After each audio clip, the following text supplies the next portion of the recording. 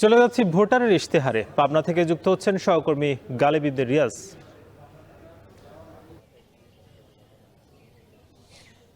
ভোটারের ইশতেহারে সবাইকে স্বাগত জানাচ্ছি।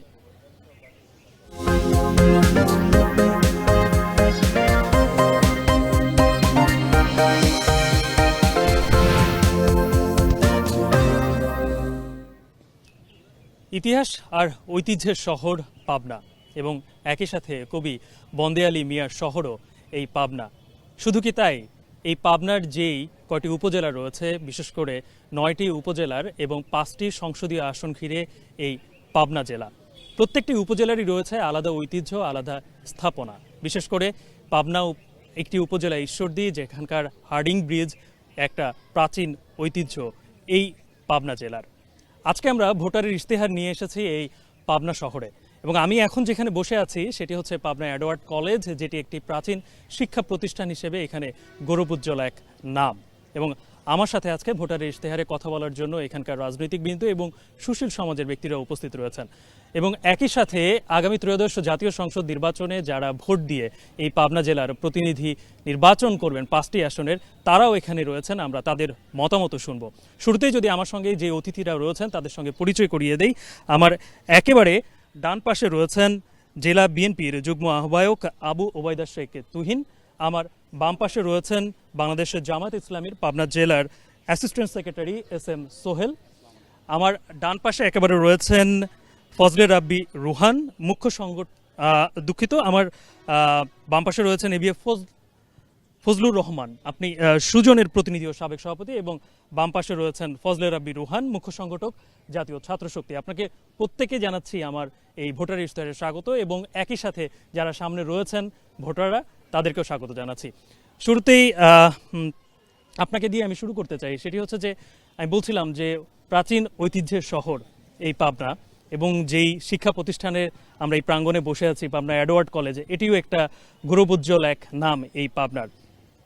পাবনার মানুষ শিক্ষায় এগিয়ে আছে, পাবনাতে প্রচুর শিক্ষা প্রতিষ্ঠান, কিন্তু এই পাবনার যে কটি কৃষি প্রধান অঞ্চল রয়েছে সেখানে কিন্তু যথেষ্ট কৃষি ফসল উৎপাদন হয়, কৃষকও রয়েছে, কিন্তু শিল্পাঞ্চলের খুব একটা দেখা আমরা পাই না পাবনাতে, শুধুমাত্র বড় দুটি প্রতিষ্ঠান ছাড়া। এতদিন ধরে কেন শিল্প প্রতিষ্ঠান পাবনাতে আরও গড়ে উঠল না, কিংবা আগামী সংসদ নির্বাচনের পর যেন আরও বেশি শিল্প প্রতিষ্ঠান এই জেলায় গড়ে ওঠে, সেই ব্যাপারে আপনার দলের পক্ষ থেকে কী ধরনের পদক্ষেপ নেওয়া হচ্ছে? ধন্যবাদ আপনাকে। আসসালামু আলাইকুম, সবাইকে স্বাগত জানাচ্ছি আজকের এই অনুষ্ঠানের পক্ষ থেকে। আপনি একটা সুন্দর প্রশ্ন করেছেন, আমার নিজেরও এই প্রশ্নটা রয়েছে। আসলে পাবনায় আগে অনেকগুলো প্রতিষ্ঠান ছিল, crescent textile, calico cotton mill, যাদের শ্রমিক কলোনি ছিল, তারপরে আপনার আলহাজ, আপনার কাগজ পাকশির পেপার মিল ছিল। পাবনার বিগত দিনের যে রাজনীতির ইতিহাস, এই রাজনীতি এই মিলগুলোকে খেয়ে ফেলেছে, যার কারণে এখানে বড় প্রতিষ্ঠান করতেও মানুষ ভয় পেয়েছে। মানে এগুলো চোখের সামনে ক্যালিকো যত মানুষ যায় আসে দেখতে পারে। একসময় কি ছিল, এটা আমার নিজের চোখের দেখা। এই দেশের যে রাজনীতির দ্বন্দ্ব, এই রাজনীতির দ্বন্দ্বে মিলগুলো শেষ হয়ে গেছে। এবং আমি বিশ্বাস করি যে আগামী নির্বাচনে যদি এই পাবনা 5 আসন থেকে শামসুর রহমান শিমুল বিশ্বাস বিজয়ী হতে পারে, এই দেশের মানুষ যদি বিজয়ী করে তাকে, চেঞ্জ নিয়ে আসবে পাবনার। কারণ উনি কোনো MP না, কোনো কিছু না হয়েই এই পাবনাতে যা করেছেন উনি, এবং উনি এখন বাংলাদেশের একজন ব্র্যান্ড। এই তো সেদিন একটা ইউনিয়নে প্রোগ্রাম করতে গিয়েছি, তারা বলল আপনি ভোটে MP হলে আপনি আমাদের এই রাস্তাটার জন্য বরাদ্দ করে দিবেন। উনি এই ওখানে বসেই ফোন টিপলেন, কথা বললেন এবং বলে গেলেন যে পরশুদিন এখানে লোক আসবেন, আপনাদের এই রাস্তা উনি করে দিবেন। তা আজকে আমরা বিশ্বাস করি পাবনার এই যে পাবনা যে পুরানো ঐতিহ্য জেলা, যদি আমরা এই জেলাটাতে শুধু এই জি, কৃষির আমি পাশাপাশি আবারও আপনার কাছে আসবো, তার আগে আমি একটু পাশে থেকে একটু মতামত নিয়ে তারপরে আসতে চাই। আমরা যদি এই কৃষির পাশাপাশি যদি শিল্পটাকে আবার নতুন করে গড়ে তুলতে পারি, তাহলে অবশ্যই পাবনা জি। সোনার পাবনায় পরিণত হবে। উনি যেটা বলছিলেন, আমি যতটুকু জানি যে পাবনার মানুষ ঢাকার সঙ্গে তাদের খুব একটা দ্রুত গতির একটা যোগাযোগ ব্যবস্থা তারা চায়। অনেকদিন ধরে এখানে ব্রিজের একটা দাবি ছিল। পাবনার শহরেও কিন্তু সমস্যা আছে, যে মাঝখান দিয়ে রোডটা গেছে সেটাও অনেক সরু। ইছামতি নদীর খননের একটা বিষয় রয়েছে। এই সমস্যাগুলো ওনার যেরকম দলের প্রতিনিধি যদি নির্বাচিত হয় তাহলে সমস্যা অনেক সমাধান হবে। আপনার দলে যারা রয়েছেন তারা আসলে কিভাবে দেখছেন বিষয়টা? জি, ধন্যবাদ আপনাকে। আপনার মাধ্যমে পাবনার বাসী যারা দেখছেন, দেশবাসী যারা দেখছেন, সকলকে ধন্যবাদ। বিজ্ঞ সহ আলোচক বিন্দুকে ধন্যবাদ। আপনি যে বিষয়টা জানতে চাচ্ছেন, বিষয়টা অত্যন্ত গুরুত্বপূর্ণ। কৃষি প্রধান এলাকা পাবনা। এখানে কৃষকেরা তাদের উৎপাদিত যে ফসল, এটা কিন্তু ন্যায্য মূল্য কখনোই পায় নাই। আমার দল এবং আমার দলের মনোনীত এমপি প্রার্থী প্রিন্সিপাল ইকবাল হুসাইন, তার একটি পরিকল্পনা রয়েছে।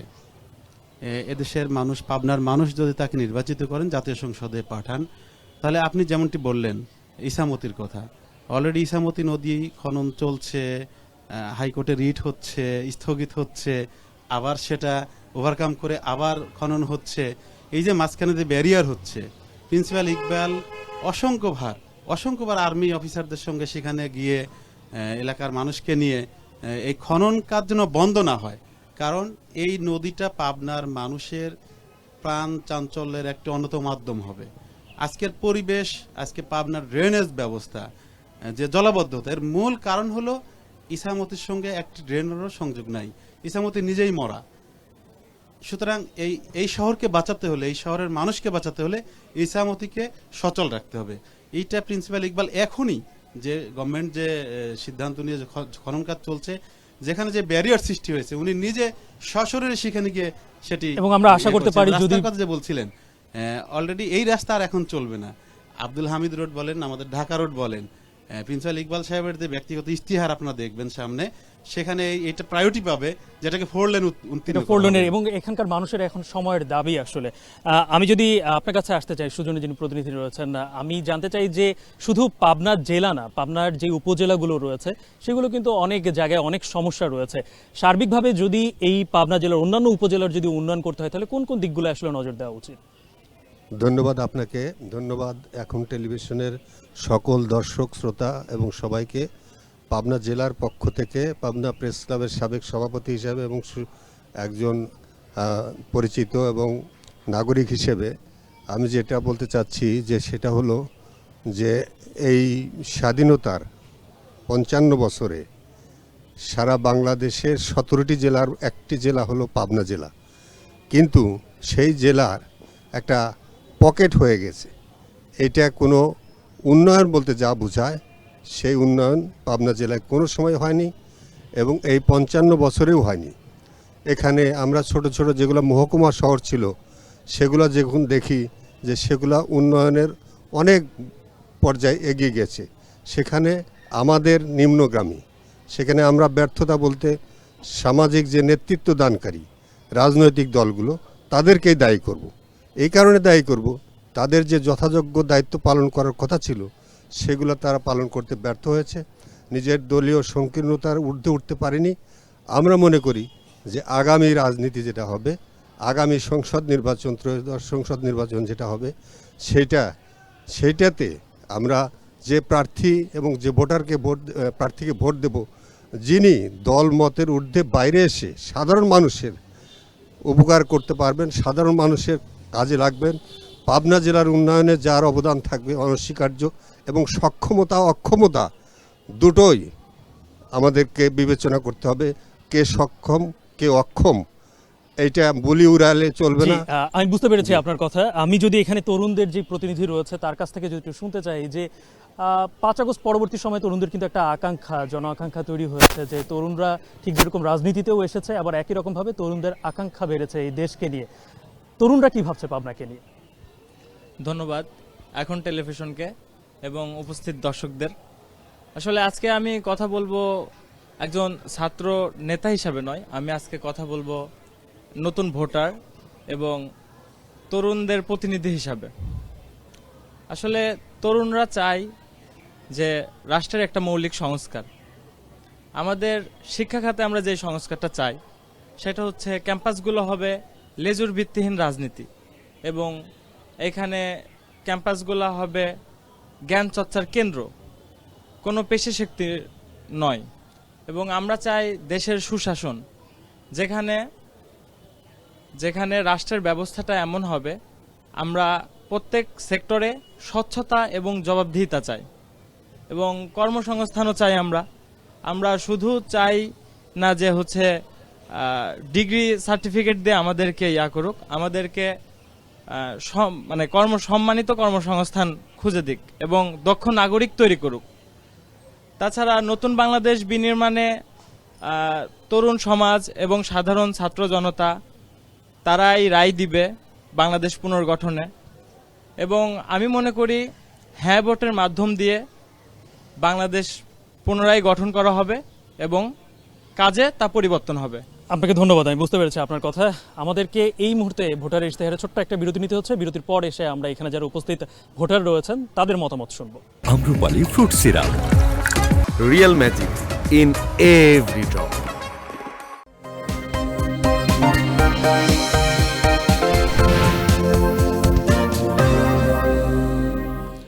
বিরতির পর আবারও ফিরে এলাম। আপনারা দেখছেন পাবনা থেকে ভোটারের ইশতেহারে। আমরা শুরুতে বলেছিলাম যে বিরতিতে যাওয়ার আগে যে এখানে যারা উপস্থিত রয়েছেন ভোটার, তাদের আমরা প্রশ্নের কিছু প্রশ্ন নিব। এই পাশ থেকে কে প্রশ্ন করবেন আপনাদের প্রতিনিধিদের কাছে? জি, আপনি ভালো লাগবেন, আপনি জাস্ট বলুন। ধন্যবাদ। আমি সাধারণ ভোটার হিসাবে আমার একটা চাওয়া, এই যে সরকার নির্বাচিত হবে, আমি এই সরকারকে আমি একটাই চাওয়া, যেহেতু পাবনা জেলা একটা বৃহৎ কৃষি প্রধান দেশ, কৃষকরা ন্যায্য মূল্যে সার পাবে এবং কৃষি যন্ত্রপাতি ন্যায্য মূল্যে পাবে, এবং চাহিদা মতো সার এবং কীটনাশক পেলে বা কৃষি প্রধানরা এবং কৃষকরা লাভবান হবে। এটার দিক দিয়ে সবসময় প্রায়োরিটি দিতে হবে। আর সাধারণ ভোটার যারা নতুন প্রজন্ম, যারা নতুন তরুণ ভোটাররা, তারা হচ্ছে যাতে সাধারণ নির্বিঘ্নে ভোট দিতে পারে সেদিক দিয়ে ইনশিওর করতে হবে এবং স্বনির্ভর বাংলাদেশ গড়ার প্রতিশ্রুতি দিতে হবে। আমি বুঝতে পেরেছি। আমি যদি এই পাশ থেকে যদি একটা প্রশ্ন নেই, যে সেটা হচ্ছে যে আমার কাছে প্রশ্ন হচ্ছে যে বাংলাদেশের ভোটাররা ভোটের প্রতি অনীহা প্রকাশ করে। কেউ বা জানে যে প্রতিশ্রুতির বাস্তবায়ন হয় না, কেউ বা পেশি শক্তির ভয়ে ভোট দিতে চায় না। এই বর্তমান যারা আজকে অতিথি হয়েছেন তাদের অভিজ্ঞতার আলোকে আমরা জানতে চাই, এবার এমন কি আয়োজন করা হচ্ছে যেন ভোটার সংখ্যা বৃদ্ধি পায়? জি, আমি বুঝতে পেরেছি। আর কেউ কি প্রশ্ন করবেন এখানে? জি, আপনি বলেন। জি, আমরা প্রার্থীর প্রতিনিধি আছে, ওনাদের কাছে জানতে চাই যে ইতিপূর্বে ফেসিবাদের সরকারের সময় দিনের ভোট রাতেও হয়েছে, তো আবার আগের দিনে ভোট হয়ে গেছে, আবার সেন্টার দখল করা হয়েছে। এবারও কি এমন কোনো পরিকল্পনা ওনাদের আছে কিনা? আচ্ছা, বুঝতে পেরেছি। আমি শুরুতেই আপনার কাছ থেকে আসতে চাই, যিনি বিএনপির প্রতিনিধি এখানে রয়েছেন, সেটা হচ্ছে যে তাদের চাওয়া তো একটা সুষ্ঠু নিরপেক্ষ যেন নির্বাচন হয়।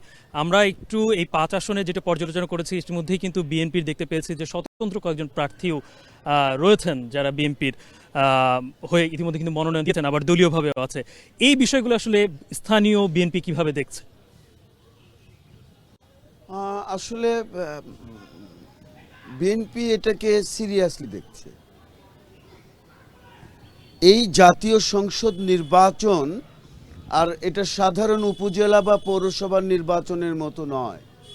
এই নির্বাচনের মধ্য দিয়ে জনগণের রায়ের দিয়েই আগামী দিনের সরকার গঠন হবে। 17 বছর জনাব তারেক রহমান নিজেকে তৈরি করেছেন এই দেশকে বিনির্মাণ করার জন্য। উনি জিয়াউর রহমান এবং দেশনেত্রী বেগম খালেদা জিয়ার ঔরসজাত সন্তান। তার প্রতি এই বাংলাদেশের মানুষ আস্থাশীল হয়েছে তার আগমনকে দেখে। তা আমরা এই বিষয়টাকে নিয়ে আমরা মনে করছি যে একটা ভালো কিছু হবে আচ্ছা আগামী দিনে।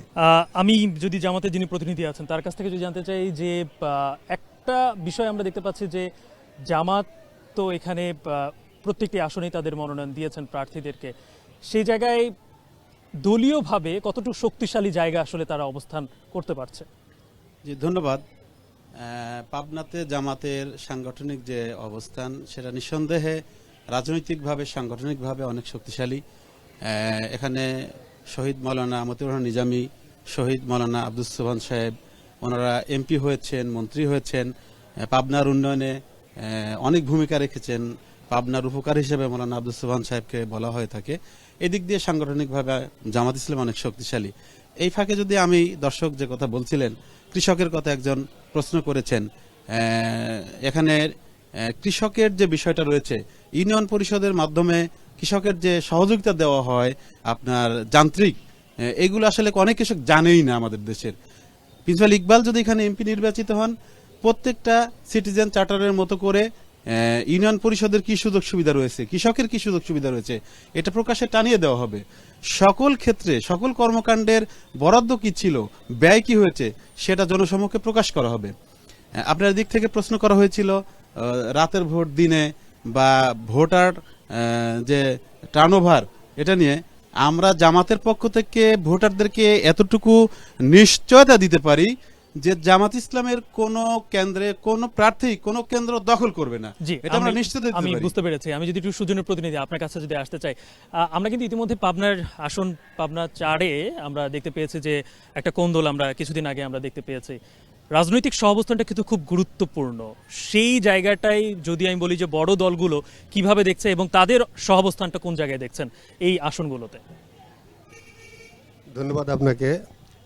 আমরা মুখে রাজনৈতিক সহাবস্থানের কথা যতই বলি, আসলে বাস্তবতা ভিন্ন। এখানে আমরা একে অপরের প্রতিদ্বন্দ্বী। তো ভোট ডাকাতি আসলে এটা মনে হয় আর হবে না, সে ব্যাপারে আমরা আশাবাদী। কিন্তু যারা দলের বিপক্ষে মতামত দিচ্ছে আমরা দেখতে পাচ্ছি, সেটা বিএনপি হোক, জামাত ইসলাম হোক, তাদের উপরই একটা খড়গের মতো চলে আসছে। অলিখিত হোক লিখিত হোক সেরকম একটাই আমরা এটা দেখছি যে অনেক নেতৃবৃন্দ হয়তো ভিন্ন মত আছে বা চুপ রয়েছে, তাদেরকে জুলুমের মতো করে আপনার জোর জবরি করে আনার চেষ্টা করা হচ্ছে। এগুলা সামাজিক মাধ্যমগুলোতেও প্রচারিত হচ্ছে। এইগুলা মোটেই কাম্য না। স্বাধীনতা, ভোট দেওয়ার স্বাধীনতা আমার ভোট আমি ইচ্ছে মতো দেব, পছন্দের প্রার্থীকে দেব, এইটাই হওয়া উচিত। এবং আমাদের যে সামাজিক প্রেক্ষাপট, যার যেখানে শক্তি আছে সে সেখানে সেই কেন্দ্রগুলোতে তাদের অবস্থান নেবে এবং তাদের মহড়া দেবে, এটাই আমরা আশঙ্কা করছি। সেজন্য যেহেতু আইনশৃঙ্খলা বাহিনী এখনও পুরোপুরি সক্ষম নয়, সেজন্য এখানে ভোট সুষ্ঠু এবং সুন্দরভাবে হতে পারবে কিনা এ নিয়ে আশঙ্কা রয়েছে। আমরা মনে করি যে ভোটারদের কেন্দ্রে আনার জন্য একটা সুব্যবস্থা থাকা উচিত, নির্ভয়ে যাতে তারা ভোট দিতে পারে এবং পেশি শক্তির ব্যবহার কম হতে পারে। অবৈধ অস্ত্রের মহড়া, এটা আপনাকে ধন্যবাদ। আমি বুঝতে পেরেছি আপনার কথা। তরুণের যে প্রতিনিধি রয়েছে তরুণদের, সেখানে আপনারা আসলে কি ধরনের ভোটের পরিবেশ এখানে চান, যেটা আসলে তরুণদেরকে আরো বেশি উৎসাহী করবে যে আগামী ত্রয়োদশ জাতীয় সংসদ নির্বাচনে ভোট দেওয়ার জন্য? আচ্ছা, 2026-এর বাংলাদেশ আমরা মনে করি তরুণদের বাংলাদেশ। আর বর্তমানে এই সময়ে তরুণ ভোটার অনেক বেশি বাংলাদেশে। তো বর্তমানে আমি মনে করি প্রত্যেক রাজনৈতিক দল আমাদের ভোট কেন্দ্রে গিয়ে ভোট দেওয়ার ব্যবস্থা করে দেওয়ার দায়িত্ব তাদের নিজেদের। আমরা মনে করি আমাদের যদি তারা অবস্থান করে দেন, আমরা তাহলে অবশ্যই ভোট দিয়ে অবশ্যই আমরা এখন একটা নিছি যে শুধুমাত্র প্রতীক দেখে নয়, ভালো প্রার্থী দেখে আমরা ভোট দিব। তো আমাদের ভোট দেওয়ার পরিবেশটা করে দিতে হবে রাজনৈতিক দলের, এবং আমরা মনে করি আমাদের প্রশাসন সক্ষম, কিন্তু তাদেরকে কাজ করার জায়গা দিতে হবে। তো আশা করি যদি প্রশাসন এবং রাজনৈতিক দলগুলো নিজেদের মধ্যে একসাথে হয়ে কাজ করে আমাদের জায়গা করে দিতে পারে, অবশ্যই আগামীর বাংলাদেশ নতুন কিছু হবে। ধন্যবাদ। এবং সেখানে অবশ্যই সবাইকে নিরপেক্ষ ভূমিকাও পালন করতে হবে। আপনাদেরকে প্রত্যেককে ধন্যবাদ আমার সঙ্গে এই ভোটারের ইশতেহারে নিজেদের মতামত তুলে ধরার জন্য। আজকের মতো শেষ করতে হচ্ছে এই পাবনা জেলা থেকে ভোটারের ইশতেহার। তবে আগামীকালকে ঠিক একই সময়ে কুষ্টিয়া থেকে যুক্ত হব, কুষ্টিয়ার মানুষের কথা শুনবো এবং সেখানকার ভোটারের ইশতেহার দেখার আমন্ত্রণ জানিয়ে শেষ করছি। ভালো থাকবেন।